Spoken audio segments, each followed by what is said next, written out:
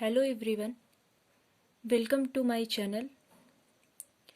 जैसा कि मैंने अपने प्रीवियस वीडियो में आपको ये बता दिया था कि हम वैदिक कालीन शिक्षा के बारे में पढ़ेंगे और इसका सारा सिलेबस हम कवर करेंगे।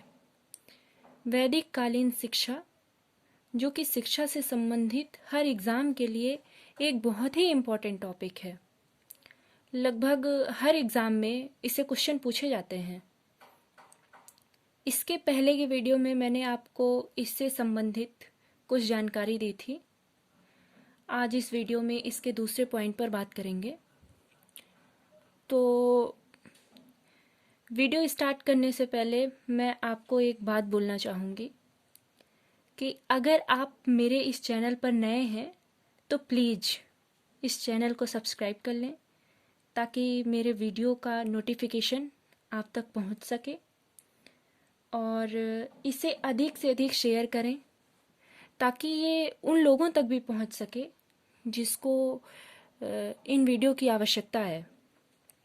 ओके, तो स्टार्ट करते हैं अपना टॉपिक जो था एजुकेशन इन वैदिक पीरियड। तो आज इस वीडियो में हम जानेंगे वैदिक कालीन शिक्षा का अर्थ क्या था।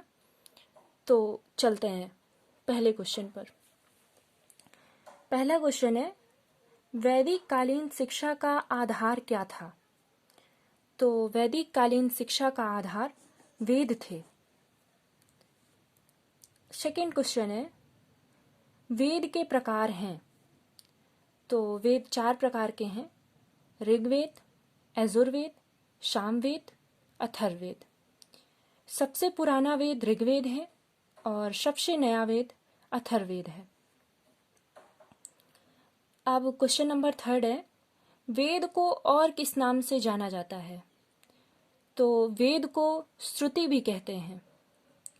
श्रुति शब्द श्रु धातु से बना है जिसका की अर्थ होता है सुनाना या सुना हुआ।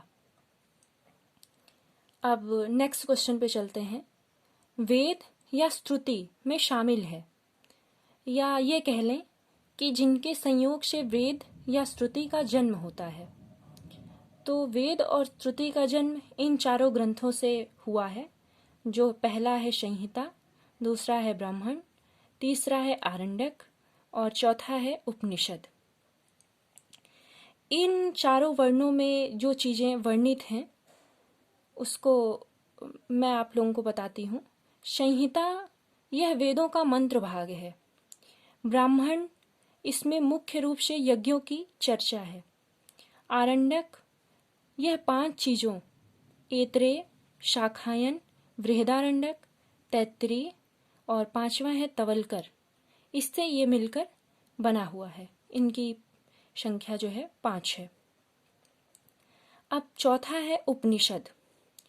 उपनिषद वेद का अंतिम सर्वश्रेष्ठ भाग है और अंतिम भाग होने के कारण ही इसे वेदांत भी कहा गया है। नेक्स्ट क्वेश्चन है, उपनिषदों की संख्या है। तो टोटल उपनिषदों की संख्या जो है 1180 है, लेकिन ये अब 108 ही बचे हुए हैं।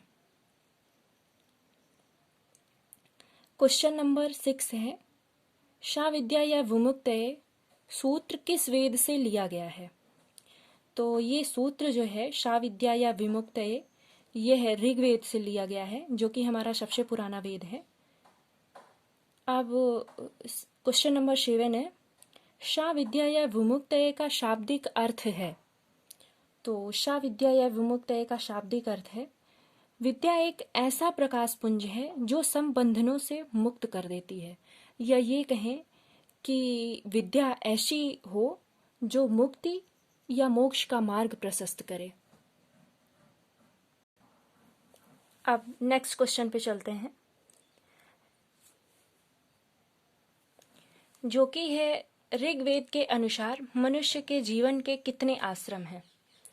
तो ये है इसमें 4 आश्रम बताए गए हैं मनुष्य के जीवन के।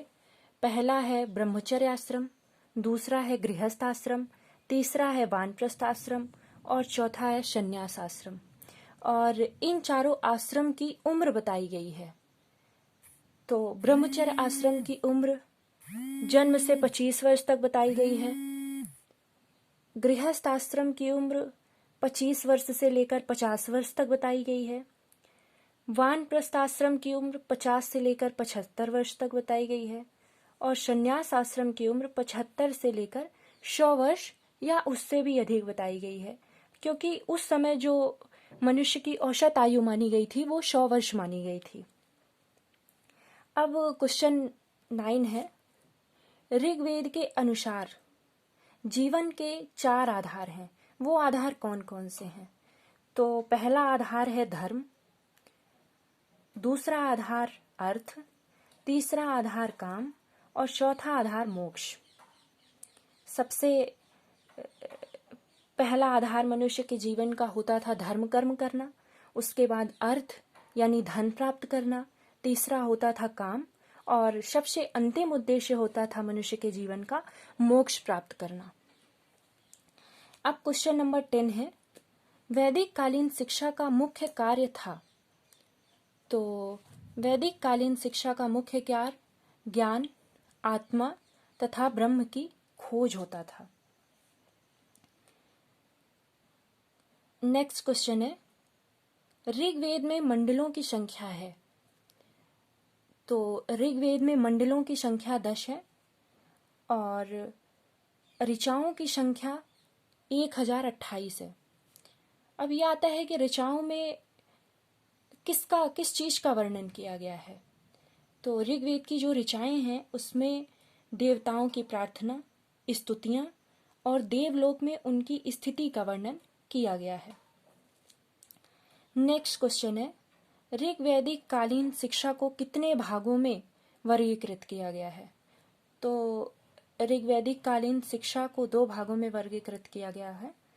पहला है परा, दूसरा है अपरा। क्वेश्चन नंबर 14 है, अपरा का तात्पर्य है। तो अपरा का तात्पर्य जिसमें भौतिकवादी शिक्षा का ज्ञान कराया जाता था, अर्थात जिसमें इस लोक की शिक्षा का ज्ञान कराया जाता था, समाज का ज्ञान कराया जाता था, वो थी अपरा।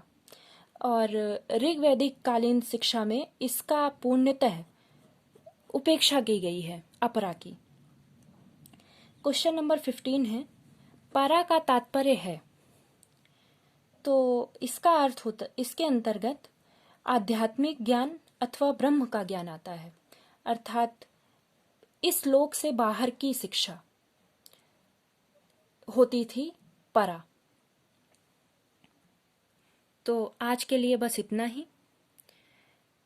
मेरा ये वीडियो आपको समझ में आया या नहीं, मुझे आप कमेंट बॉक्स में कमेंट करके बताएं।